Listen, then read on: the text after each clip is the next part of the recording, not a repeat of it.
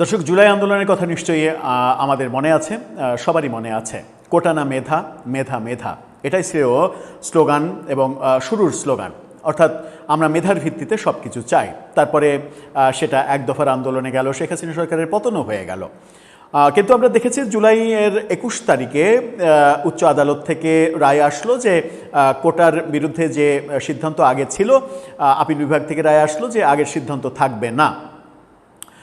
তবুও কিছু কিছু কোটা 2-3% কোটা মানে যুক্ত করা হলো, থাকলো। মনে হচ্ছিল যে সেখানেই আন্দোলন থেমে যাবে, কিন্তু তখনও বাংলাদেশের মানুষ আমরা বুঝে উঠতে পারিনি যে এটা আসলে কোটা আন্দোলন না, এটা সরকার পতনের আন্দোলন। সো মানে এটা মেনে নেওয়ার পরেও নানা ধরনের ওয়ে বের করা হলো এবং এক দফার আন্দোলনে গেল। কিন্তু আবারও নতুন করে কোটার আলোচনা ইউনুসীয় যুগ থেকেই আমরা দেখছি এবং কোটা বিরোধী আন্দোলনকারীরা নানা ধরনের কোটা সুবিধা পেতে শুরু করলেন। জুলাই যোদ্ধা কোটা, জুলাই শহীদ কোটা, জুলাই আহত কোটা, সমন্বয়ক কোটা, অনেক কোটা। কিছু কোটা দৃশ্যমান, কিছু কোটা অদৃশ্য ভাবেই হয়েছে। জুলাই শহীদ, জুলাই আহত, তাদের কোটা, চাকরির কোটা, তাদের বেতন ভাতা, তাদের এককালীন অনুদান, এই ব্যাপারগুলো দেখেছে এবং তাদের জন্য ফ্ল্যাট তৈরি করা ব্যাপারগুলো দেখেছে। তখন থেকেই সমালোচনা হচ্ছিল, যদি মুক্তিযোদ্ধা কোটার বিরুদ্ধে আন্দোলন করা হয়ে থাকে তাহলে সেই আন্দোলন যারা করেছিল তাদের জন্য কেন কোটা থাকবে? ওটা তো কোটা বিরোধী আন্দোলন ছিল। কিন্তু আদতে তো আর ওটা কোটা বিরোধী আন্দোলন ছিল না, ওটা সরকার বিরোধী আন্দোলন ছিল। যাই হোক, অনেক দিন পরে 2 বছরের মাথায় আবারও কোটা নিয়ে কথা হচ্ছে। এবার নারী কোটা আবারও পুনর্বহালের দাবি উঠেছে। এবার কি কোটা পুনর্বহালের জন্য রাস্তায় নামা হবে? এবার কি বলা হবে যে কোটা না মেধা, কোটা কোটা, এরকম মিছিল হবে? চলুন একটু এই মেটিকুলাস ব্যাপারটা বুঝে ওঠার চেষ্টা করি এবং প্রকৃত বাস্তবতা আমরা বুঝে ওঠার চেষ্টা করি। থাকবেন পলিটিক্স টিভির নিয়মিত আয়োজনে।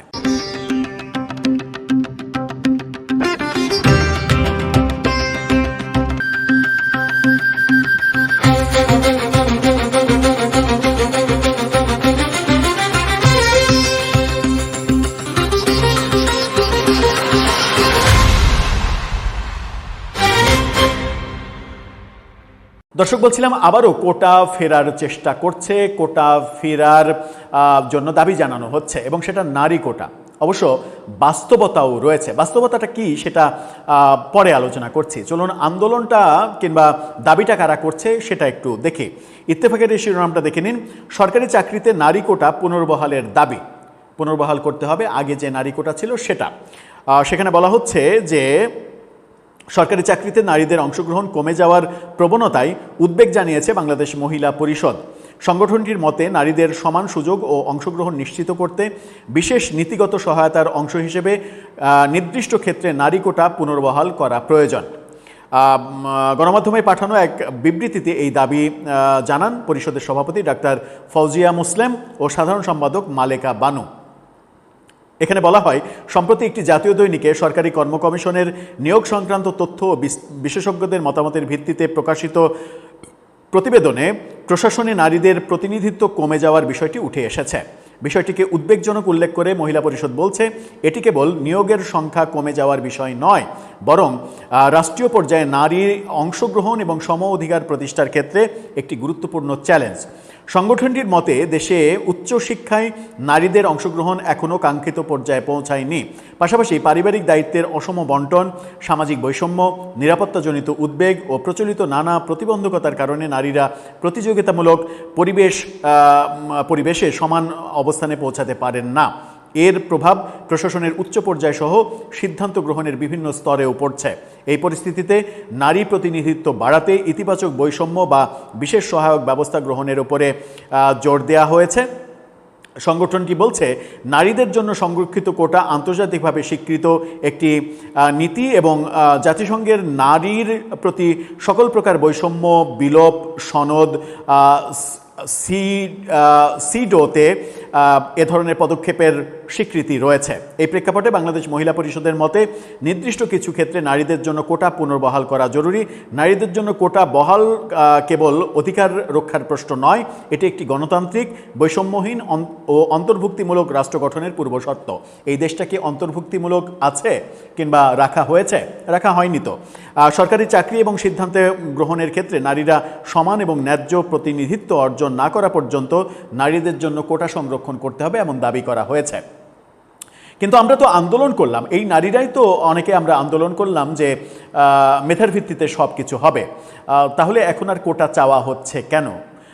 চাওয়া হচ্ছে এই কারণেই যে তারা এখন 2 বছরের মাথাতেই বুঝতে শিখেছেন যে নারীদেরকে নানাভাবে শৃঙ্খলিত করে রাখার চেষ্টা হচ্ছে এবং নারীদের বিরুদ্ধে যে ধরনের বিষোদ্গার, ধর্মের নামে, ইমানের নামে নারীদেরকে যেভাবে হেনস্থা করা হচ্ছে, নারীদের সম্পর্কে যে ধরনের কটু কথা বলা হচ্ছে, ইউনুসের তৈরি করা নারী কমিশনের বিরুদ্ধে যেভাবে ওপেন সমাবেশ করা হয়েছে এবং নারীকে এক ধরনের বেশ্যা উপাধি দেওয়া হয়েছে একেবারে ওপেন, সেই সমাবেশে যখন সার্জিস আলমদের উপস্থিতি আমরা দেখেছি তখন আমরা আসলে বুঝে গেছি যে এই কোটা না মেধা, মেধা মেধা এই আন্দোলনটা আদতে কুক্ষিগত হয়েছে কোনো একটা পক্ষের দ্বারা।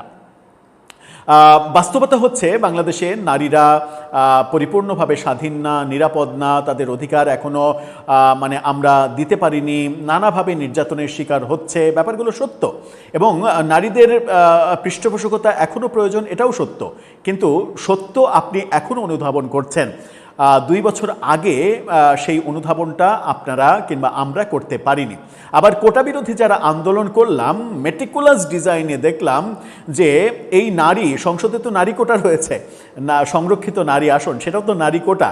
সেই নারী কোটাই সেই কোটা আন্দোলনের প্রধান নেতা মানে নাহিদ হাসনাতরা সেই নারী কোটাই 2 জনকে এমপি বানালেন।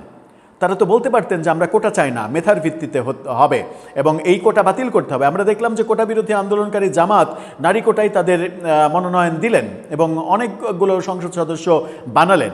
সুতরাং যখন নিজের স্বার্থে প্রয়োজন তখন আমরা সেটা গ্রহণ করব, আর যখন মানে অন্য প্রেক্ষাপট আমাদের সামনে আসবে তখন সেটাকে আমরা সেটার বিরুদ্ধে আমরা অবস্থান নেব। এই যে দ্বৈত নীতি আমাদের, এই দ্বৈত নীতির কারণে ব্যাপারগুলো আসলে এলোমেলো হয়ে যায়।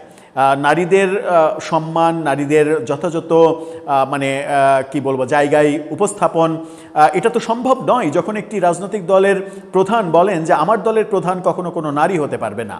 যখন একটি রাজনৈতিক দল মানে কিংবা ওই নারীদের পক্ষে কথা বলা, নারীদের অধিকার নিয়ে কথা বলা পক্ষ যখন সংসদ নির্বাচনে একজন নারী প্রতিনিধিকেও তাদের প্রার্থী করেন না, এই ব্যাপারগুলো তো আমরা দেখেছি। তো এই ব্যাপারগুলো যখন দেখেছি তখন নারীরা অবহেলিত থাকবে, এটাই স্বাভাবিক। কিন্তু তাহলে কি আবার কোটা শুরু হবে কিংবা আবার কি সেই আন্দোলন শুরু হবে যে এবার সত্যি কোটা চাই, নারীদের কোটা চাই?